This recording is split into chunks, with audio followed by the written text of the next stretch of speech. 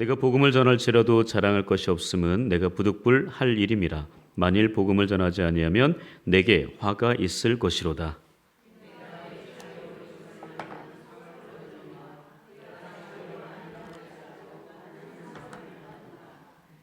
그런즉 내 상이 무엇이냐? 내가 복음을 전할 때에 값없이 전하고 복음으로 말미암아 내게 있는 권리를 다 쓰지 아니하는 이것이로다.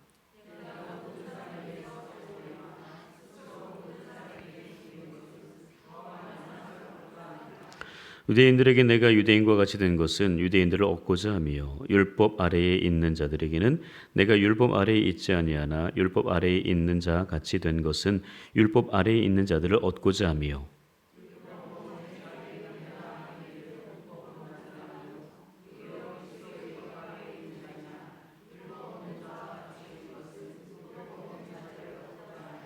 약한 자들에게 내가 약한 자와 같이 된 것은 약한 자들을 얻고자 하며 내가 여러 사람에게 여러 모습이 된 것은 아무쪼록 몇 사람이라도 구원하고자 함이니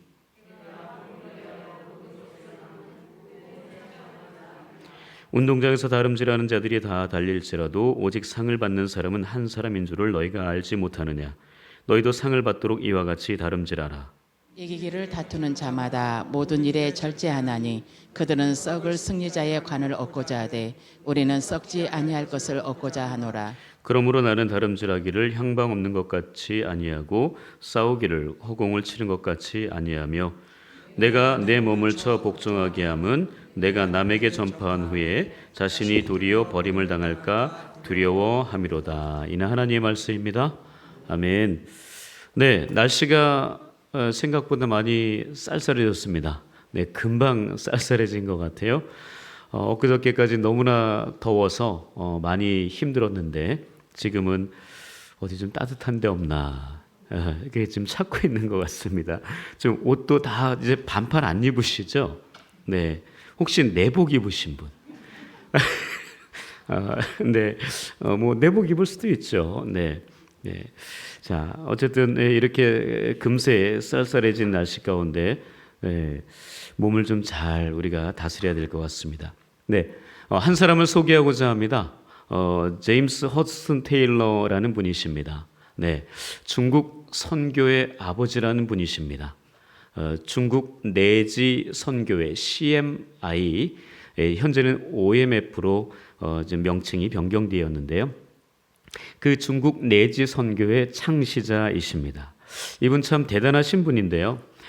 중국 선교를 처음 시작하신 분은 아니지만 그 중국 선교에 아주 정말 교두보와 같은 큰 역할을 했던 분이십니다.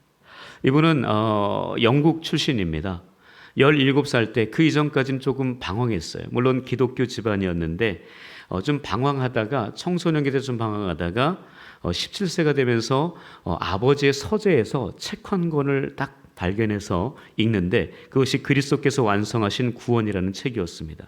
그 책을 읽는 순간 갑자기 가슴이 뜨거워지면서 하나님을 만나는 그 경험을 하게 됩니다. 그렇게 뜨거워진 가슴으로 잠을 자는데 하나님께서 중국이라는 나라를 보여주십니다. 그래서 그 중국이라는 나라를 품고 기도하면서 내가 중국 선교를 가야 되겠다. 하나님께서 나에게 원하시는 그것이구나. 그렇게 생각하면서 중국 선교를 준비합니다. 그래서 25살이 되었을 때 1854년입니다. 그때 이제 비로소 중국 선교를 떠납니다. 그런데 그 중국 선교를 떠날 때 그 당시 중국의 상황이 좀 심상치가 않았습니다. 태평천국의 난이라는 것이 일어나면서 그곳에 계속 막 그 싸움이 일어납니다. 전쟁이 일어나 사람을 죽이고 이런 일들이 계속 벌어지는 상황이었습니다. 그러니까 복음을 전하기가 너무 힘들었어요. 또 외지인이기 때문에 사람들이 굉장히 멀리합니다. 이런 상황 가운데에서 정말 복음 전한다는 게 쉽지 않았지만 그래도 그 뜨거운 열정을 가지고 복음을 전했습니다. 그 중국어로 번역된 성경을 이분이 스스로가 번역을 하면서 그 성경들을 쪽복음으로 이렇게 전했습니다. 그 복음을 열심히 전했는데 1년, 2년, 3년 그는 참 쉽지가 않았습니다. 잠자리도 편치가 않고 음식도 편치가 않고 여러 가지로 많은 아픔과 고통이 뒤따라왔어요. 그래서 이제 좀 내가 이걸 하나님의 이 지금 부르심을 내가 잘못 판단한 건가? 하나님 보여주신 게 잘못된 건가? 이런 고민과 갈등이 많이 왔고요. 그러는 사이에 몸에 조금씩 아픔이 시작되었습니다. 그래서 이분이 나중에는 결핵에 걸리고요. 간염이 심하게 걸려서 도저히 이제 사역을 할 수가 없는 상황까지 이르렀습니다. 이분이 굉장히 열심히 그래도 했는데 문제는 사역의 열매가 거의 없었어요. 그러니까 너무 힘든 거예요. 그러니까 육신도 아프고 사역의 열매도 없고 이러면서 점점 사역을 할 수 없는 몸이 되면서 이제 6년 동안 그 사역을 하다가 이제 잠시 몸을 추스리러 영국으로 다시 돌아옵니다. 영국에서 돌아와서 그 몸을 추스리는 동안에 중국 내지 선교에 그 생각을 많이 하면서 다시 제2의 도약을 위해서 준비를 갖습니다. 몸도 좋아지고 그때 이제 의학도 그 전에 조금 준비하다가 못했던 그 의학을 다시 공부하면서 그 내과, 외과 그리고 산부인과 이 의사면허를 취득하면서 그렇게 이제 하나하나 준비를 해갔습니다. 그리고 거기에서 여러 가지 중국에 대한 자기가 경험했던 그 경험을 바탕으로 해서 그 책을 쓰는데 그 책도 굉장히 사람들에게 선한 영향력이 미쳐지면서 원래 중국에 관심이 없던 사람들이 그 중국에 대해서 굉장히 관심을 갖게 됩니다. 그러면서 중국 선교를 하겠다고 하는 사람들이 점점 불어나기 시작합니다. 그래서 그 사람들을 데리고 중국으로 이제 5년 만에 다시 들어가거든요. 중국으로 들어가서 이제 그 처음에는 이제 항구 쪽에 많이들 다 선교사들이 포진해 있었는데 내륙 쪽으로는 들어가질 않았어요. 그 사람이 이제 다시 이제 그 자기가 6년 동안 그 경험을 통해서 이제 내륙 쪽으로 좀 더 안쪽으로 들어가기 시작합니다. 그래서 저기 써 있는 대로 중국 내지 선교회라는 곳이 그건데 그거 CMI를 조직을 하면서 중국 내지로 그러니까 그 내륙 더 그 안쪽으로 복음을 듣지 못한 사람들에게 복음을 전하기 시작합니다. 근데 생각만큼 또 안 되는 거예요. 그러면서 이분이 바꿨던 게 그것입니다. 중국화 되자. 그래서 이분이 변발을 했습니다. 그러니까 외국인이 중국인처럼 변발을 한 거예요. 변발이 뭔지 아시죠? 여기 앞에 다 깎아버리고 뒤에만 이렇게 남겨놓는 거. 그 변발을 하고 중국식 복장을 하게 됩니다. 그러면서 중국 음식을 먹으면서 중국 사람들과 그 멀어졌던 그 모습을 한 번에 다 해결하면서 중국 사람들에게 친밀하게 다가가기 시작합니다. 그러면서 그 중국 사람들도 이분을 조금 더 친밀하게 받아들이기 시작해요. 그러면서 교류가 시작됩니다. 그러는 사이에 점점 교회가 성장을 해 나가기 시작을 했던 거죠.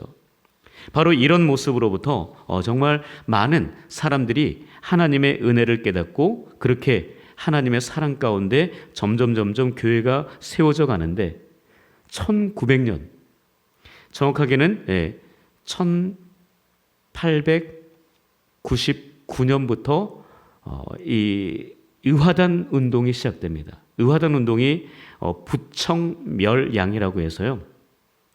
청나라 말기 때 일어난 건데 청나라를 좀 도와주면서 지금 이 외세 지금 기독교를 들고 들어온 이 서양 세력들을 다 멸하자라고 하는 그 부청멸양 운동이 의화단 운동입니다.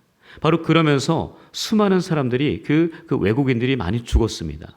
그때 이 지금 CMI 내지 선교의 사람들 바로 135명의 선교사들이 그때 죽음을 당합니다. 그리고 그 자녀들 58명이나 되는 그 아이들도 죽음을 당해요. 큰 어려움이었습니다. 그러면서 흔들리는 그 선교가 흔들리는 상황이 되어버린 겁니다. 그러나 이 지금 지금 허드슨 테일러는 절대 선교를 멈추지 않았습니다. 계속 복음을 전했습니다. 그러는 사이에 자기 자녀들도 질병으로 죽고 자기 아내도 질병으로 죽습니다. 그럼에도 불구하고 이 허드슨 테일러가 계속 복음을 전하는데 힘을 쓰게 됩니다. 그래서 1914년에는 이 중국 내지 선교회가 가장 세계 최대의 선교회가 되는 그런 위치에까지 오르게 됐습니다. 이분의 그 선교의 특징 중에 하나가요, 믿음 선교입니다. Faith Mission이라고 하는데요. 믿음 선교. 뭐냐? 선교는 하나님께서 하시는 것이기에 선교비는 100% 하나님께서 책임진다라는 것이었습니다. 그러니까 그 다른 데서 선교 지원을 받지 않는 거예요. 그러니까 이 허든스 테일러의 대단한 이 선교의 방식이 그겁니다. 다 각자 자비량으로 알아서 선교를 하는 거예요. 중국 그 지역에서 그 공산국가 안에서 이 선교한다는 게 보통 힘든 일이 아니에요. 지금 다 중국 그 선교하는 사람 다 쫓겨났잖아요. 제가 아시는 분도 그 선교사님 쫓겨났습니다. 지난주 월요일 날 함께 저희 교회에 한번 와서 방문해서 그 선배 선교사님을 만났는데 다 쫓겨나서 지금 그 다 한국으로 들어와 있어요. 다시 이제 중국으로 가려고 했는데 중국의 그 문이 막혀서 들어갈 수가 없는 거예요.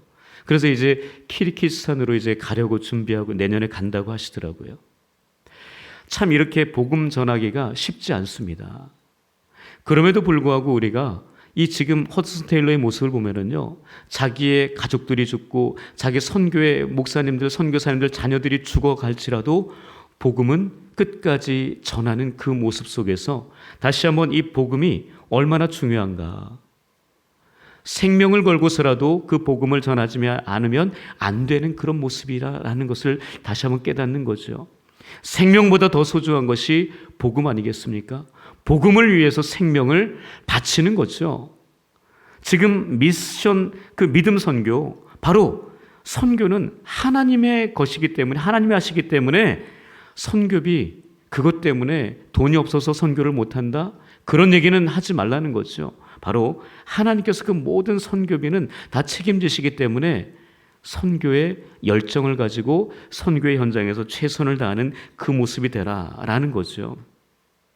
이 허드슨 테일러 이 모습을 보면서요, E.M. 바운즈 그 목사님 그 아실 텐데요. 기도의 성자라고 해서 기도에 관한 책을 참 많이 쓰셨던 분입니다. 그 E.M. 바운즈 목사님이 이 허드슨 테일러 선교사님의 그 책에 대한 서평을 쓰면서 이렇게 썼습니다.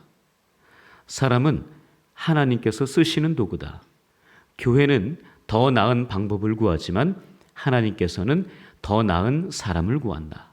오늘날 교회에 필요한 것은 더 훌륭하고 많은 조직, 고상한 방법이 아니라 성령께서 쓰실 수 있는 사람, 즉 기도에 능한 기도의 사람이다 라고 그렇게 허드슨 테일러를 향해서, 그 선교사님을 향해서 이렇게 이야기한 거예요. 바로 사람은 자꾸만, 교회는 더 나은 방법을 구한대요. 그러나 하나님께서는 더 나은 사람을 원한다는 거죠. 성령의 지배를 받는 사람, 성령의 기름 부음을 받은 사람, 하나님의 그 사역을 감당할 수 있는 바로 성령께서 쓰실 만한 그 사람을 하나님은 지금도 찾고 구한다는 것입니다. 여러분, 방법이 중요한 것이 아닙니다. 자꾸만 방법을 구하는데 그 방법이 아니라 하나님은 준비된 바로 그 사람, 바로 그 사람을 사용하신다라고 말씀합니다.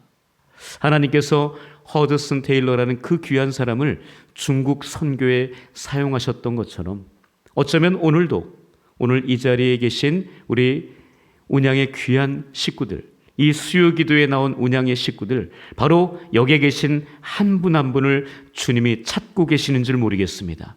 바로 그 찾고 계시는 그 한 사람이 될 수 있기를 축복합니다. 하나님 손에 붙들려서, 하나님 손에 붙들려서 하나님 나라와 교회의 영광을 위해서 쓰임받는 저와 여러분들 될 수 있기를 주님의 이름으로 간절히 축복합니다. 근데 이 허드슨 테일러의 그 참 위대한 게 또 이게 있습니다. 허드슨 테일러가요, 1대잖아요. 1대 중국 선교를 했는데 지금 고손 5대째 중국 선교를 계속하고 있답니다. 정말 놀랐어요. 그 허드슨 테일러의 아들이 또 그 아들이 또 그 아들이 또 그 아들이 5대째 지금 선교를 하고 있답니다. 그 5대째 되는 그 허드슨 테일러 그 제이미라고 하는데요. 이분이 이런 얘기를 저분이십니다. 네, 제임스 허드슨 테일러 제이미예요. 네, 그 변발을 저분은 안 해도 돼요. 네, 변발 그냥 그대로 돼 있습니다. 네, 자, 저분이 이런 얘기를 했습니다. 허드슨 테일러가 기도했던 자기 고손, 그 고조 할아버지예요. 고조 할아버지가 기도했던 것처럼 영국 교회는 이제 기도했던 영국 교회는 없어졌대요. 유럽은 선교지로 변했습니다. 한국 교회도 자만해선 안 됩니다. 예수 그리스도의 대위임 명령은 아직도 끝나지 않았습니다. 선교는 여전히 긴급합니다. 라고 그렇게 저분이 한국 교회에 와서 그렇게 이야기했던 내용이거든요. 영국 교회, 여러분 영국이 지금 얼마나 지금 선교지로 변한지 아시죠? 예전에는 선교사를 파송하는 최고의 국가였습니다. 여러분 우리나라가 미국 다음으로 두 번째로 선교 대국이라고 이야기합니다. 지금 저분이 뭐라 그래요? 한국 교회 자만하지 말라는 거예요. 영국처럼 변할 수 있다는 얘기입니다. 바로 영국이 선교사를 파송하는 나라에서 지금은 선교 파송 국가가 되어버렸어요. 아니, 선교를 파송해야 되는 국가가 되어버렸습니다. 제가 있던 연동교회에서도요, 저랑 같이 있던 목사님 한 분이 영국 선교사로 갔습니다. 이런 상황이에요. 선교하러 영국을 간다는 거예요. 어쩌면 우리나라도 언젠간 모르게 선교를 하러 다시 100년 전에, 120년 전에, 130년 전에 이 땅에 들어왔던 선교사님들이 다시 올지도 모르겠습니다. 그때가 안 오리란 법이 없어요. 바로 우리 지금 있는 이 세대들이 너무나 중요한 거예요. 우리가 복음에 대해서, 선교에 대해서 더 애를 쓰고 신경 쓰지 않으면요, 더 적극적으로 하지 않으면 우리 영국처럼 되는 거 시간 문제다라고 많은 사람들이 예견을 하고 있습니다. 한국교회 냄비교회라는 거예요. 빨리 그렇게 뜨거워졌다가 금방 식어버리는 냄비의 모습이다라는 그런 이야기를 많이 합니다. 저는 우리 운영교회는 그러지 않기를 축복합니다. 뚝배기 같은 그런 교회가 될 수 있기를 축복합니다. 바로 그래서 정말 하나님의 은혜와 사랑이 푹 담겨 있어서 그 안에서 다시금 하나님의 온전한 복음이 우리의 입술을 통해 예수 그리스도의 십자가의 그 은혜가, 그 사랑이 날마다 전파되어지는 우리 모든 운양의 교회, 운양교회 식구들 될 수 있기를 주님의 이름으로 축복합니다.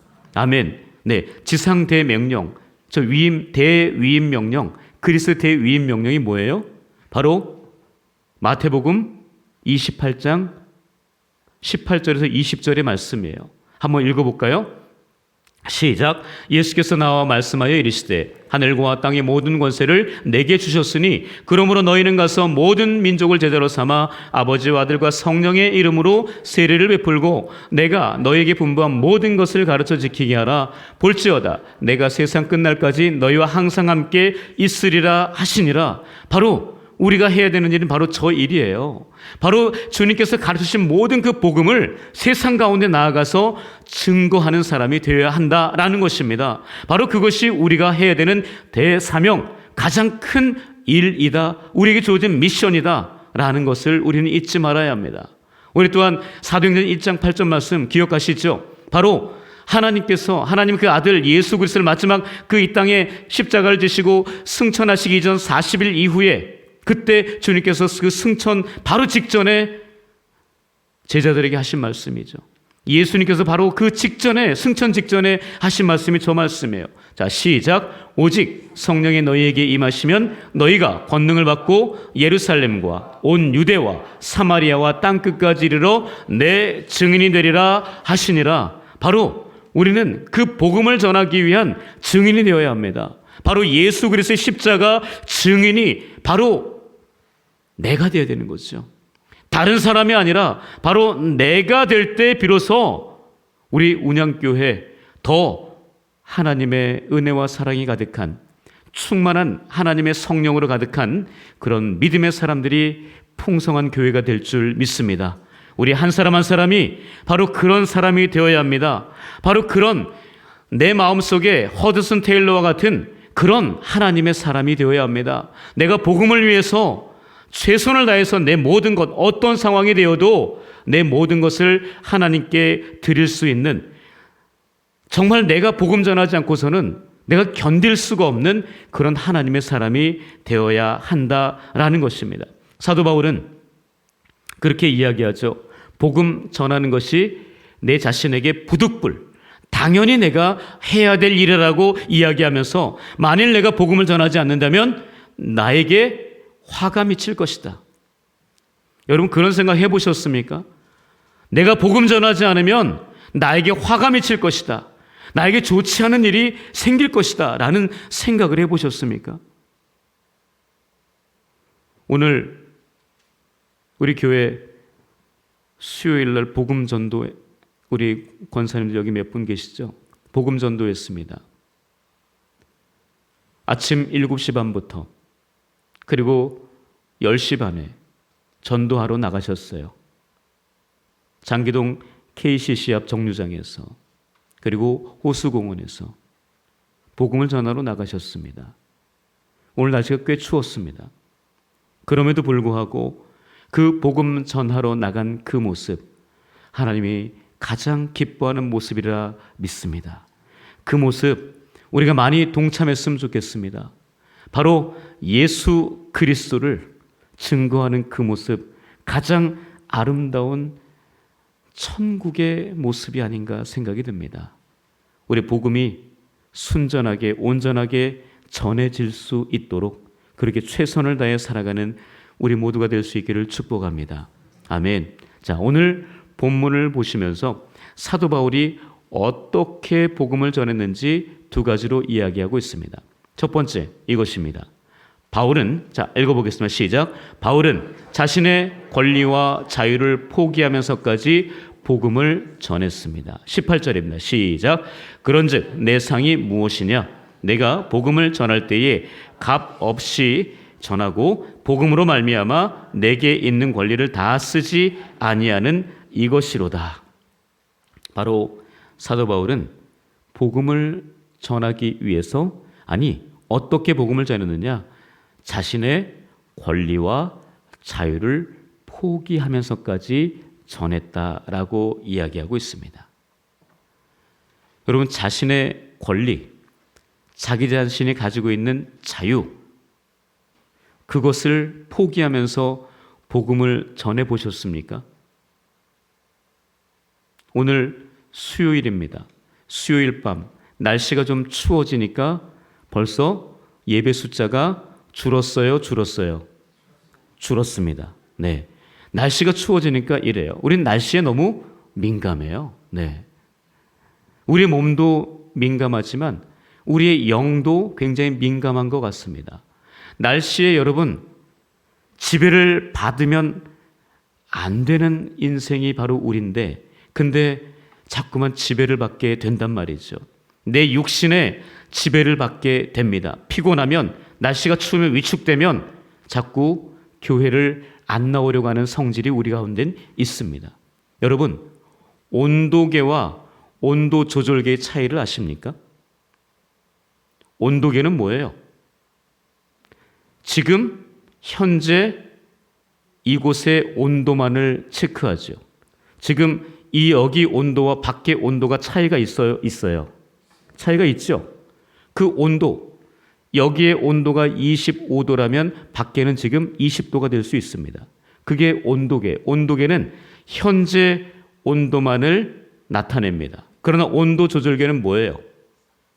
그 날씨가 더우면 25도로 온도를 맞춰주고, 날씨가 추워도 그 온도를 25도로 맞춰줘요. 여러분, 우리의 몸이 그래야 되는 거 아니에요? 여러분, 우리 몸이 밖에 온도랑 똑같다. 안에 온도랑 똑같다. 그러면 그 사람 죽은 거예요? 죽은 거예요? 죽은 거죠. 아니, 지금 현재 이 상온과 똑같다면 죽은 거 아니에요? 지금, 아니, 냉동실에 들어가서 똑같이 그렇게 되면은 죽은 거잖아요.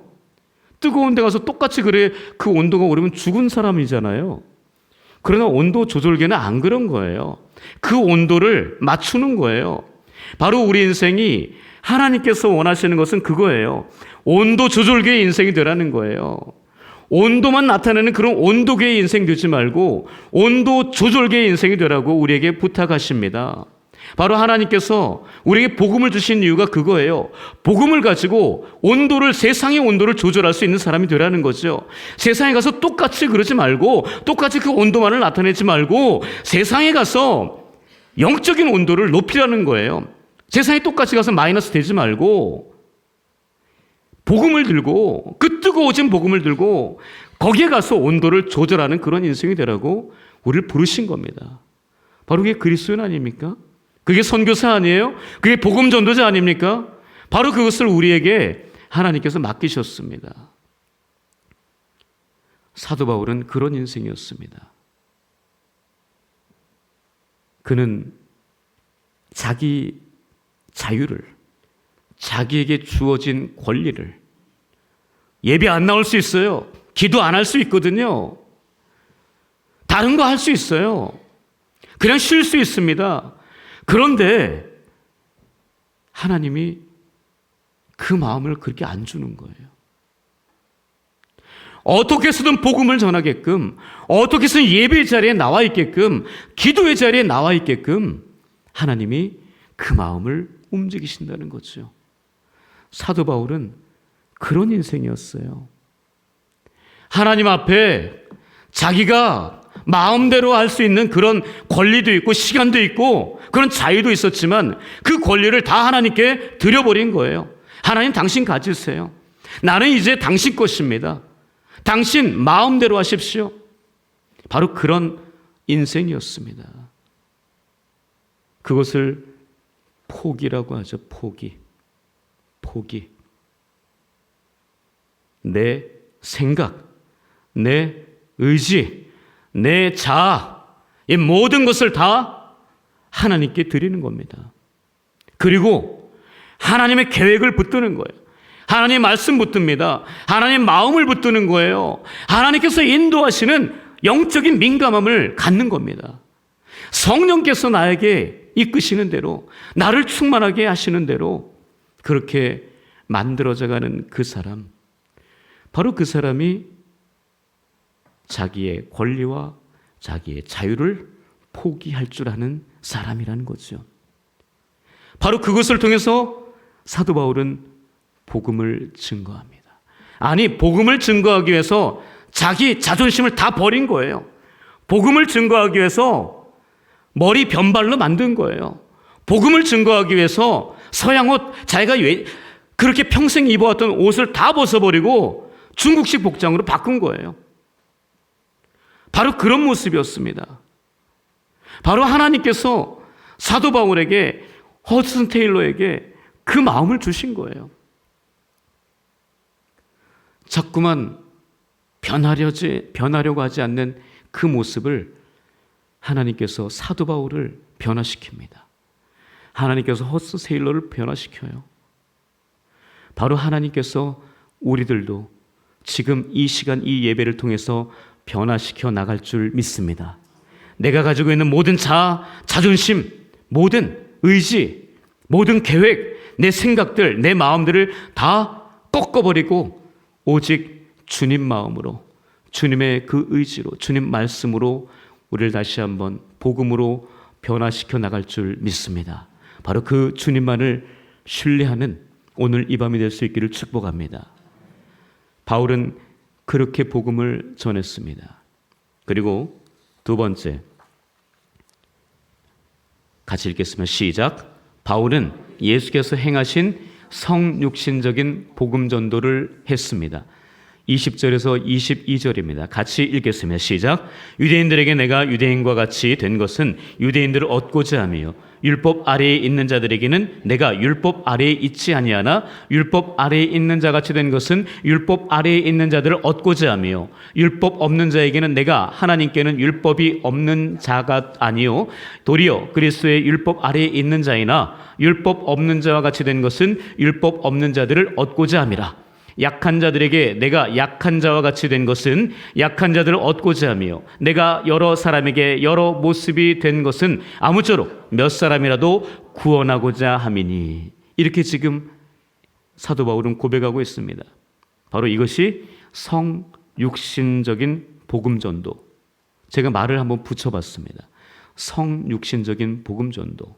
그러니까 지금 유대인들에게는 내가 유대인 그들을 구원하기 위해서 유대인처럼 되는 거예요. 복음이 율법이 없는 자들에게는 내가 율법이 없는 자가 돼서 율법 없는 자를 구원하기 위함이라는 거죠. 내가 율법이 있는 자들에게는 율법이 있는 자로 서서 그들을 구원한다는 겁니다. 내가 약한 자들을 구원하기 위해서 내가 약해진다는 거예요. 바로 이런 모습이 성육신적인 모습인데, 바로 성육신적인 모습은 뭐예요? 바로 예수 그리스도께서 하나님의 아들이시잖아요. 그 하나님의 아들이신 그분이 인간의 옷을 입고 이 땅 가운데 오신 하나님의 그 아들이 인간이 되신 그 모습이 성육신이잖아요. 바로 성육신적인 전도는 바로 내가 그들과 같이 되는 겁니다. 변발하는 거예요. 중국식 복장을 하는 겁니다. 중국 사람처럼 하는 거예요. 사상을 바꾸는 겁니다. 그들의 중국 사람을 얻고자 해서 몇 사람이라도 얻고자 해서 그렇게 바꿔가는 거예요. 유대인처럼 되는 겁니다. 유대인 몇 사람을 구하기 위해서. 율법 있는 사람처럼 되는 것은 율법 있는 사람을 구하기 위해서. 율법 없는 사람이 되는 것은 율법 없는 자들을 구하기 위해서. 약한 자가 되는 것은 약한 자들을 구하기 위해서. 바로 이것이 사도 바울이 보여주었던 성육신적인 모습이었습니다. 한마디로 얘기하면 눈높이 교육이었습니다. 눈높이 전도였어요. 성육신적인 전도, 저 복음 전도는요, 눈높이 전도입니다. 바로 그 대상자에게, 복음을 전할 바로 그 대상자에게 나를 맞추는 겁니다. 내가 높아서 네가 나를 맞춰라 이게 아니고 그 아래로 내려가서 그 사람과 눈높이를 같이 맞추어 주는 겁니다. 바로 그것이 성육신적인 복음전도였습니다. 바로 주님께서 이렇게 안 하셨다면, 그냥 하나님의 아들로 이 땅 가운데 오셨다면 우리에게는 절대 구원이란 없습니다. 하나님의 아들이 인간으로 성육신하셨기 때문에 우리가 복음을 받게 된 것입니다. 우리가 구원을 얻게 된 것입니다. 천국을 소망하게 되었습니다. 바로 그런 인생, 우리가 복된 인생이 되었습니다. 그렇다면 우리도 또한 그래야 되는 거 아니에요? 바로 내가 불신자들의 그 눈높이에 맞춰야 됩니다.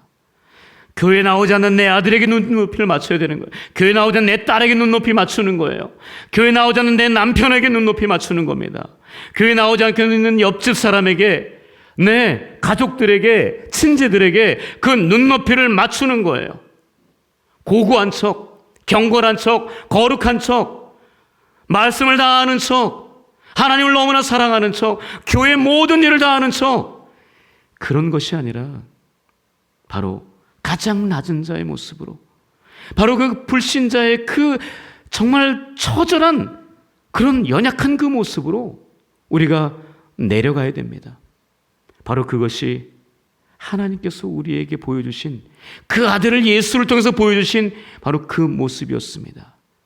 허드슨 테일러가 보여준 모습이었고, 바로 사도 바울이 우리에게 보여준 모습이었다는 거예요. 마지막에 보셨잖아요. 22절 끝에 모쪼록 몇 사람이라도 구원하고자. 여러분 얼마나 그 마음이 애절합니까?